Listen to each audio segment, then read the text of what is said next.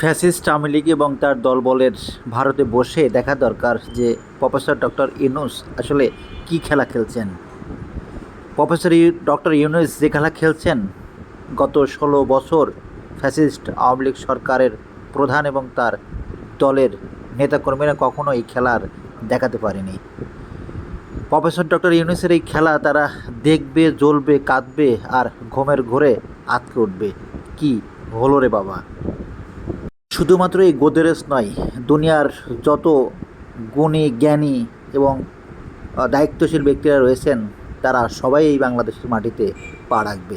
নিশ্চয়ই আপনারা দেখেছেন যখন এই গোদরেজ প্রফেসর ডক্টর ইউনূসের সাথে হ্যান্ডশেক করতে যাচ্ছিলেন, ঠিক সেই মুহূর্তে কে আগে হাত বাড়িয়ে দিয়েছিল, অর্থাৎ এই গোদরেজ তিনি নিজে আগে হাত বাড়িয়ে দিয়েছিল প্রফেসর ডক্টর ইউনূসের দিকে। অথচ আমাদের বাংলাদেশের গত ১৬ বছর যে সমস্ত ফ্যাসিস্ট আওয়ামী লীগ সরকারের প্রধান এবং নেতাকর্মীরা ছিল তারা ঢলে পড়তো এই বিদেশিদের গায়ের উপরে, যেটা আমরা বিভিন্ন পত্র পত্রিকায় এবং সিনেমেটিক তাদের ক্যারিশমার মাধ্যমে আমরা দেখতে পারতাম। তবে যাই হোক না কেন, ডক্টর ইউনূস একটা জিনিস, এটা এখন তাদেরকেও পস্তাতে হবে।